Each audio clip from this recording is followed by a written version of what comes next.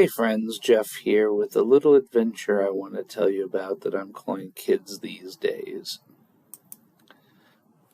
So a few years ago on Tumblr, somebody posted this photo of a page from a book, and I'm just going to read it starting with the first full sentence.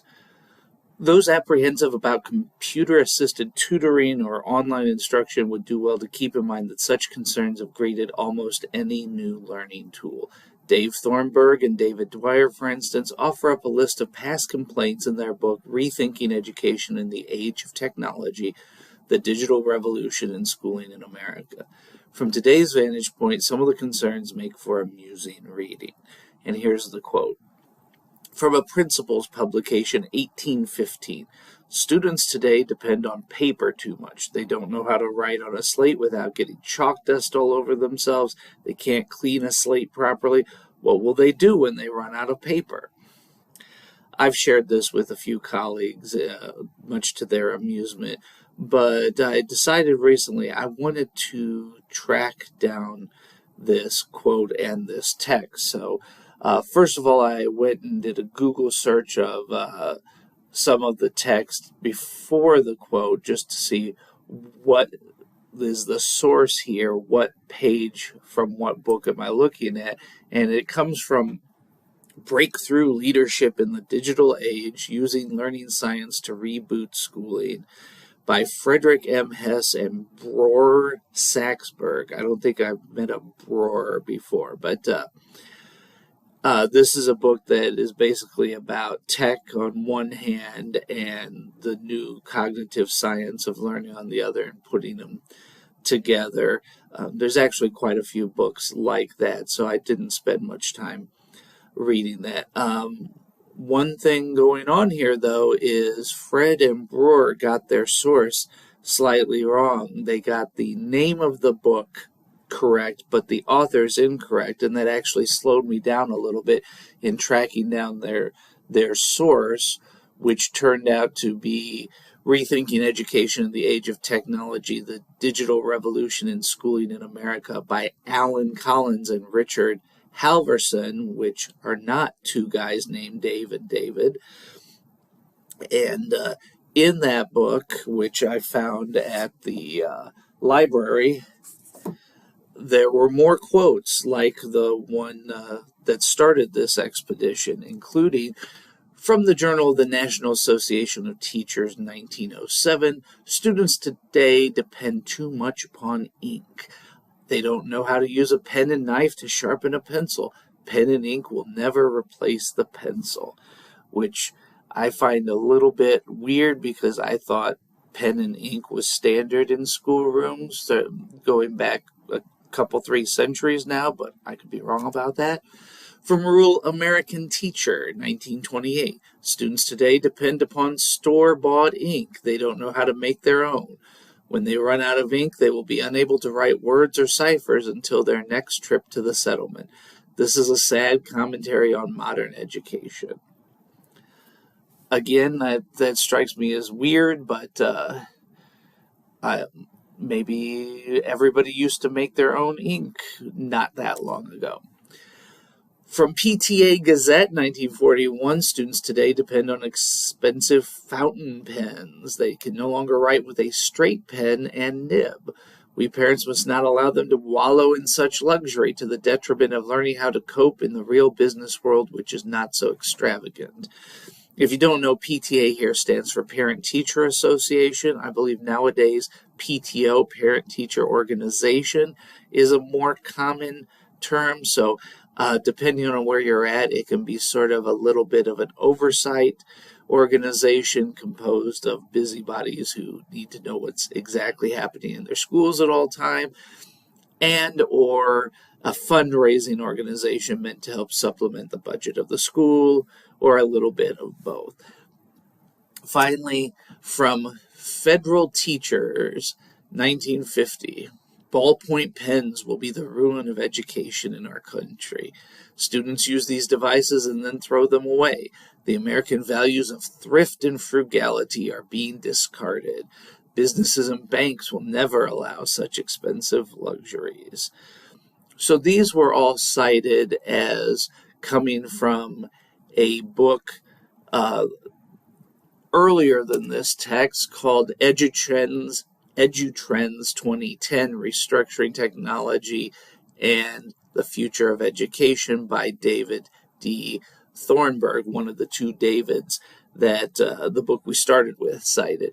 EduTrends 2010, obviously a little bit of a dated text from the early 90s, and it's makes some interesting moves. Like, one of them is clearly on the money, where Thornburg predicts that the computer industry, the telecommunications industry, the publishing industry, and the television industry will start to merge into one big industry. And I think we're moving in that direction. So I think he was on the money on that. He kind of also predicted that the CD-ROM would be the new media of the future, and as far as I can tell, the age of the CD-ROM is already over. So maybe in 2010 he was right, but here in 2023, that era has come to a close. So anyway, in EduTrends 2010, we get the quotes we've seen before, and an additional one. Students today can't prepare bark to calculate their problems. They depend on their slates, which are more expensive. What will they do when the slate is dropped and it breaks? They will be unable to write, from a teachers' conference in 1703. Now, what's interesting here is that EduTrends 2010 has a source for all these quotes. They're attributed to Frater Stanley Bazuska at Boston College. It says he's collected examples of resistance to change in education spanning the last 200 years or so. So I went looking for Frater Stanley Bazuska of Boston College.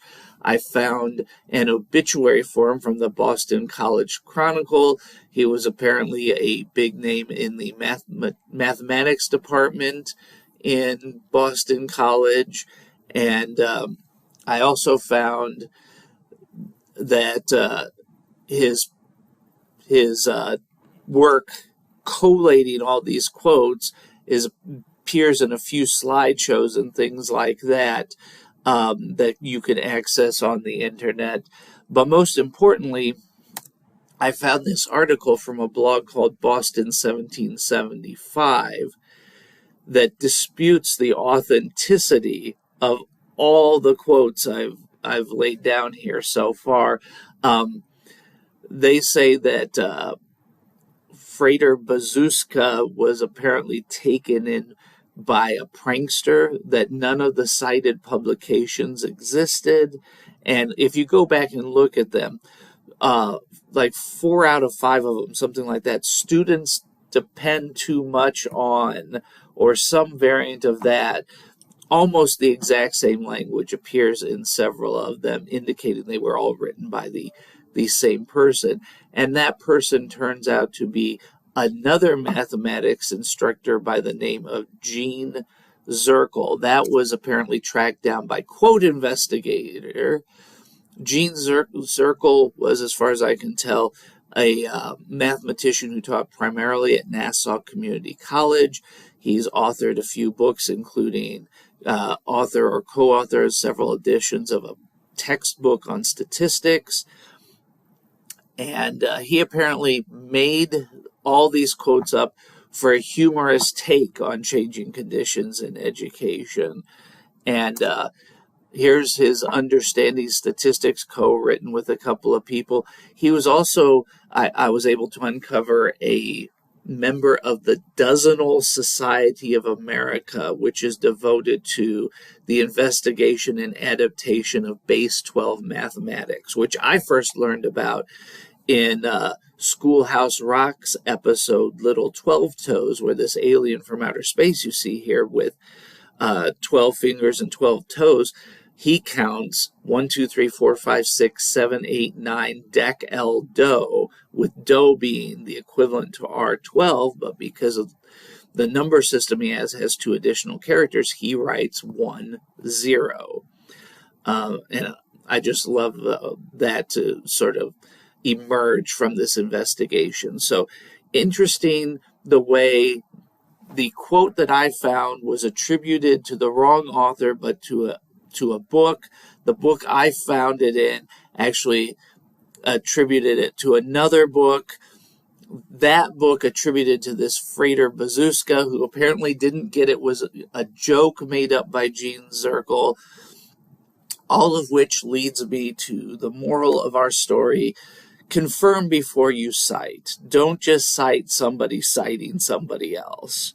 A quoted in citation is needed from time to time, but when at all possible, follow the chain backwards. That's all I got for you today.